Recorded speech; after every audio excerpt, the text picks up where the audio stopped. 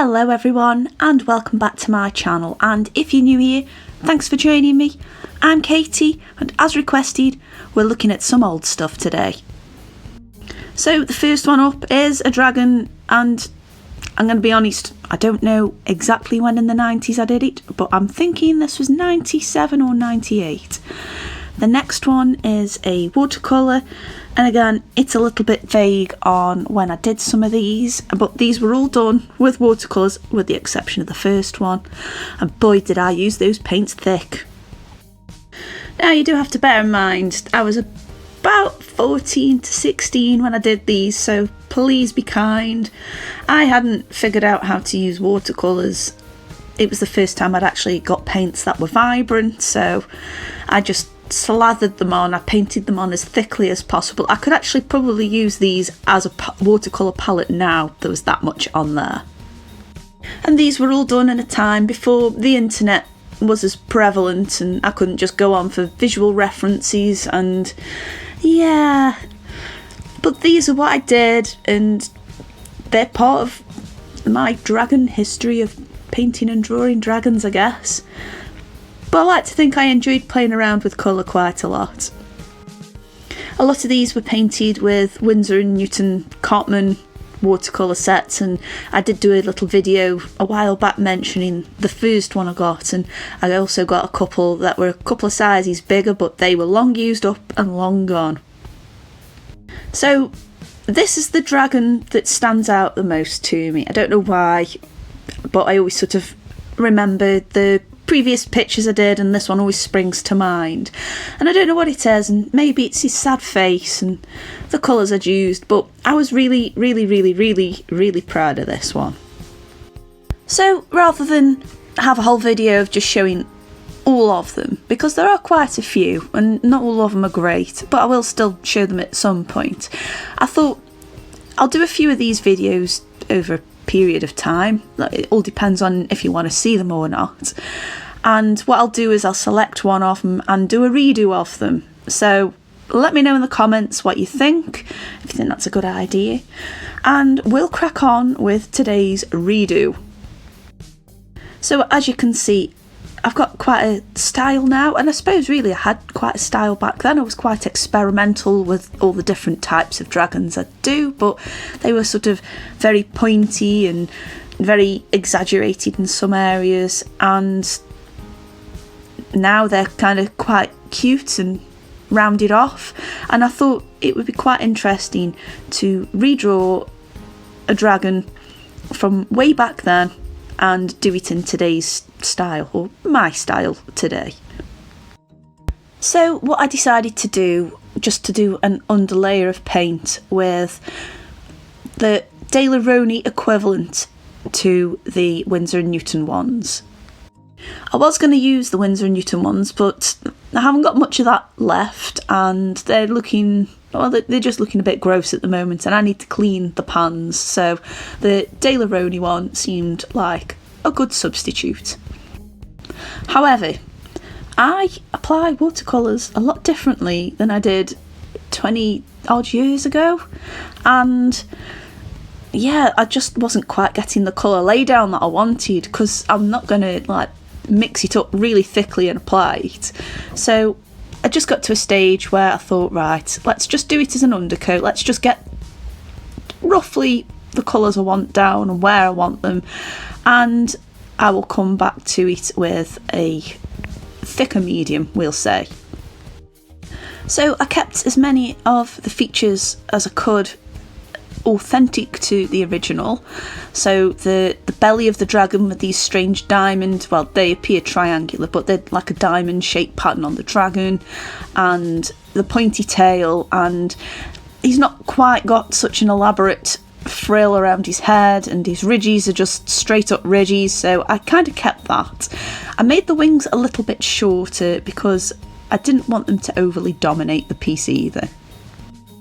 So I'm at a stage now where I really want to start ramping up the colour, and I decided to use the Nicka poster colours, which I've used on a few occasions in previous videos, and I wanted to use these because of how well, they're really pigmented.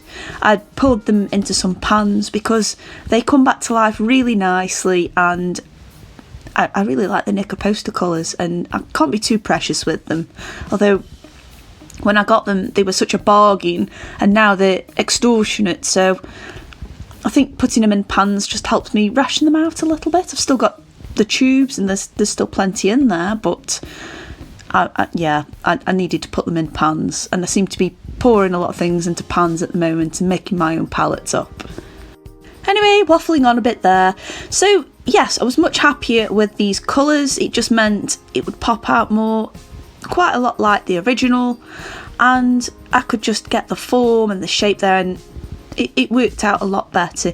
And doing the underpainting beforehand, even though it's not had much of a visual benefit, it was a good reference for me to keep working from. So although I've got quite a lot of dragon pictures from that era, I haven't actually got all that much artwork from that era, and I think when I was growing up I didn't really have the space to store it, and as much as I really regret throwing them away, I had to keep my room tidy, and if I got nowhere to store my work, the easiest option was to just sort of keep my favourites and dispose of the rest, really. So yeah, I do have a bit of a regret there, but I'm actually really glad I hung on to the ones that I hung on to, and you know, they've lasted me all this time. I can't believe I've moved house several times over 20 years and they've still survived, and I still fondly look back at them. Do any of you guys still have some of your old artwork from like when you were a teenager? Or did you sort of have to part ways with it? I'd love to know in the comments, and I think that's really cool if you've managed to keep hold of it, but I also totally understand if you haven't. So redoing this picture and trying to stay as true as possible to the colours did prove quite difficult, because on the original you can kind of tell I hadn't really quite got colour theory down. I think the dragon itself on the original looked really nice, but it didn't quite match the light in the background, and I found it hard to try and keep that and maintain that, because I still wanted it to look like the original, I guess. So I did find that difficult, and there's still certain elements about the finished piece that don't quite look right, but I think as a redo it's not bad. It's not bad at all. So going back to the paints, I decided to use these Nicka paints because compared to using gouache, even when they're watered down, they do stay really pigmented. I mean, you only have to think about adding water to it and it's already come back to life, and they're really lovely to work with. I really wish I'd got some more actually, but we'll have to wait and see if I can find a bargain on eBay, or if they're on Amazon, or even on AliExpress actually. That's not to say I don't like the Himi ones. I absolutely love using those, but I'm just not a fan of watering them down. I don't know what it is. Whereas with these ones, I'm totally fine with it. Strange, huh? Another benefit of using these paints was I could go over darker areas with lighter colours with ease as well.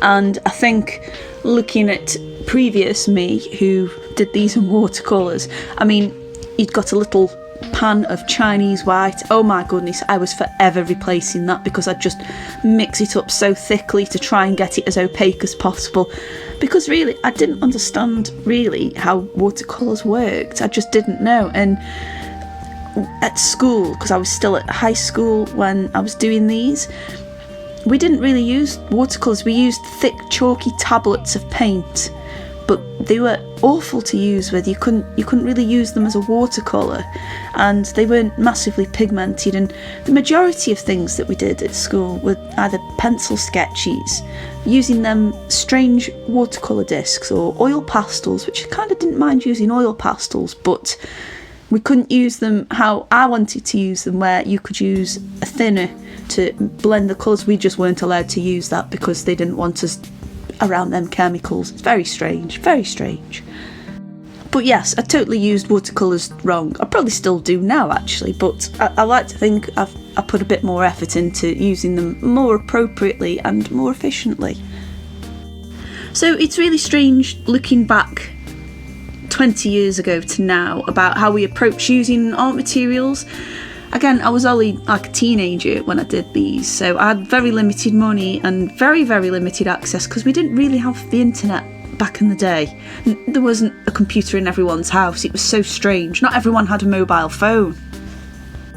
And I only really remember there being 2 brands of art materials available. You'd have Winsor & Newton and you'd have Daler, and that would be for your watercolours, your acrylics, your oils. That would be it. And very occasionally you'd spot Reeves, but that never seemed like a proper art material. Though Reeves stuffs it's okay, but if I was feeling like I needed to be serious about the materials I was using, it would always be Winsor & Newton, because that's what my art shop would stock.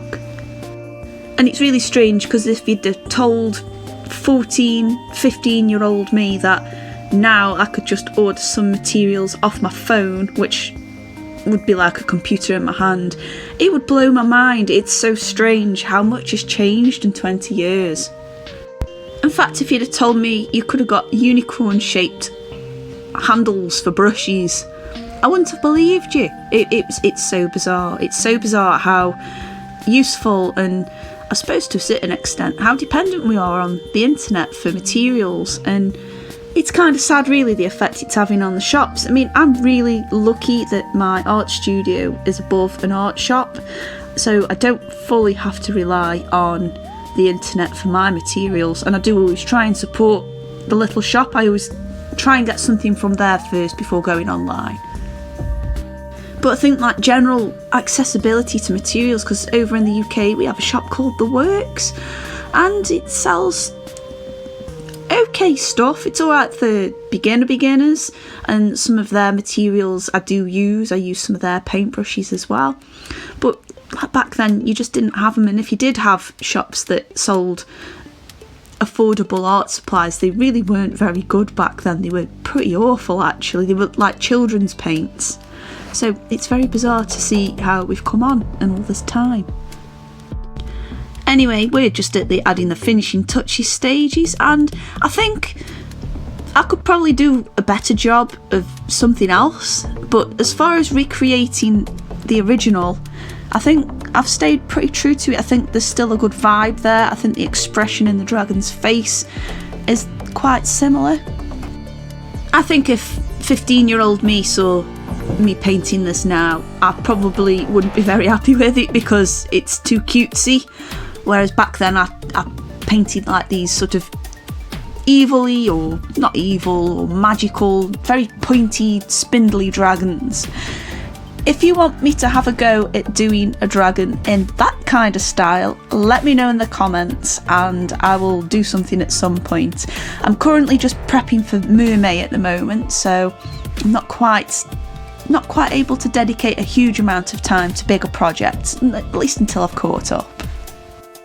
Anyway, we're all done. The original's on the left and the redo is on the right. I really hope you've enjoyed this video and it's given you a bit of an insight to where I started off drawing dragons. If you have enjoyed this video, please give me a thumbs up, and if you're new here as well, don't forget to subscribe. I just want to say a massive thank you for watching, and I'll see you on the next video. Stay safe everyone. Bye!